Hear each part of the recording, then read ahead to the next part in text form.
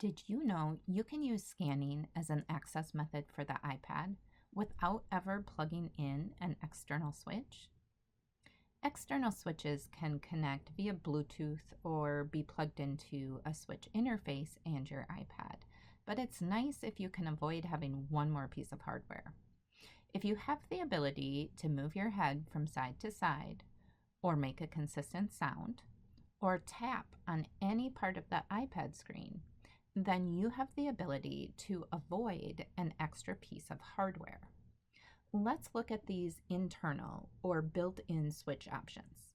To turn these on, you're going to go into your settings, then into accessibility,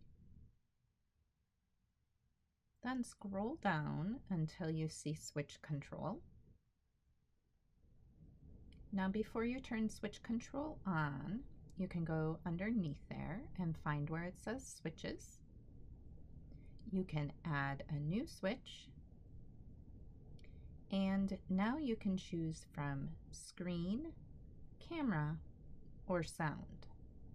So if we go into the screen, you can see I would have the option to use the full screen by tapping anywhere on the screen.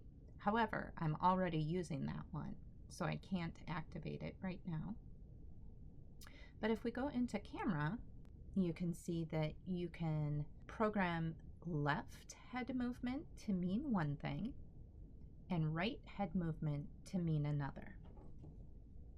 So I'll go ahead and choose left head movement, and now I can choose what I want that to do. So when I move my head to the left, will that select an item? Will it tap something? Will it activate the home button? All of these options that you have. The nice thing is, if you can move your head both to the left and to the right, you can use two switch scanning instead of just the single switch auto scanning. So again, you have that right head movement where you could then choose one of these options.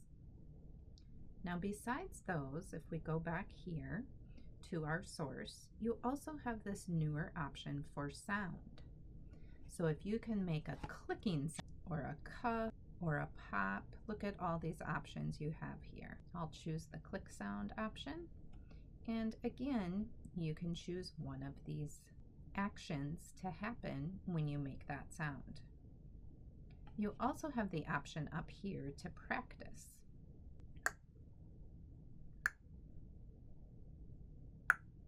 So you can go ahead and practice and make sure you can really make that sound before committing to it. Once you have added those new switches, then you can go back to switch control and you can turn it on. Before you do that though, you might want to adjust the scanning style. Again, that auto scan is more for if you're using just one switch, but you can also use manual scanning or single switch step scanning, which will just move you through one at a time instead of automatically highlighting everything on the screen. And be sure you pay attention to the scanning timing options that you have below there. So you can adjust the speed, you can make it so that it's going to pause on the first item, you can adjust how many loops the scan goes through, several different options you can use there. I hope those switch options are helpful.